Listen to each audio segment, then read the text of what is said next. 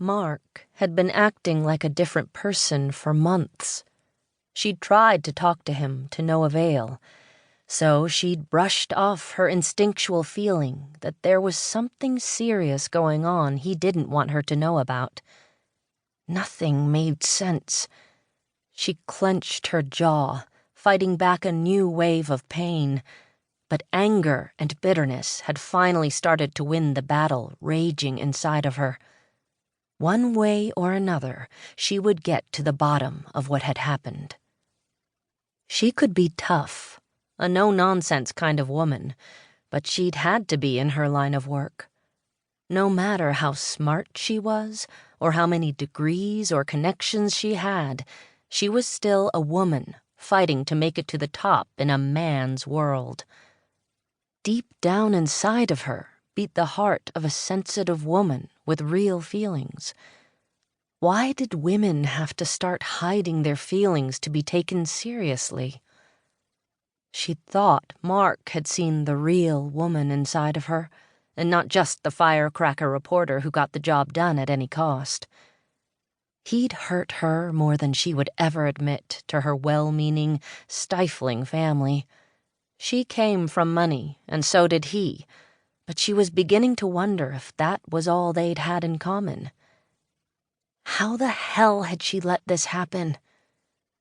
Emma started walking again as she reflected on the mess her life had become. She had always been too focused on work to worry about finding someone to share her life with, but at nearly 30, she wasn't getting any younger. Her mother feared she would wait beyond childbearing years and leave her without grandchildren, heaven forbid, even though she already had some from Emma's sister.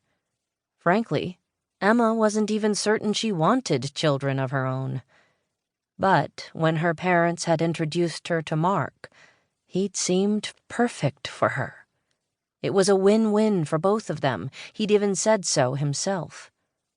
When had that suddenly changed? Emma spent the past 6 months trying to figure that out, and her work had suffered because of it. She read self-help books and had even spoken to a therapist, but nothing had helped. Needing to get away and hoping for inspiration, she'd taken a leave of absence, packed her bags, and headed to coastal Maine for the summer. Her favorite local Boston poet, Katie Ford, wrote the most moving poetry set in Maine, so Emma figured that was as good a place as any to escape.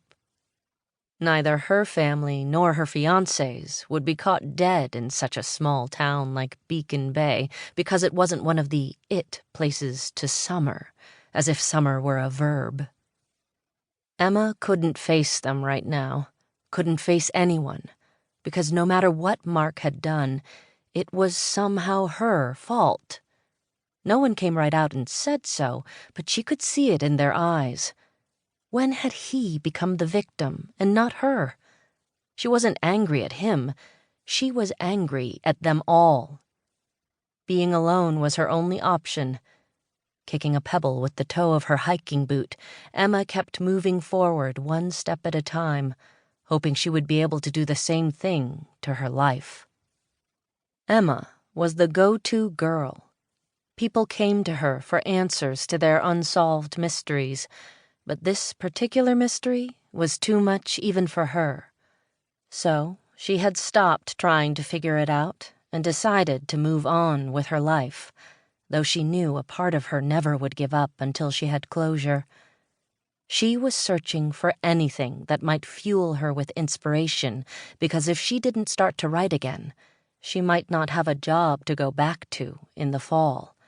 And then she would have nothing and end up lost and alone, which had secretly been her biggest fear of all. Not to mention, if she kept dwelling on all the possible answers to her problems, she might start to believe she wasn't good enough, which was something she'd struggled with her entire life. She lived in a world where the people had impossible standards no mere mortal could live up to. And frankly, she was tired of not being good enough for her family, not being good enough for the job, not being good enough for a man.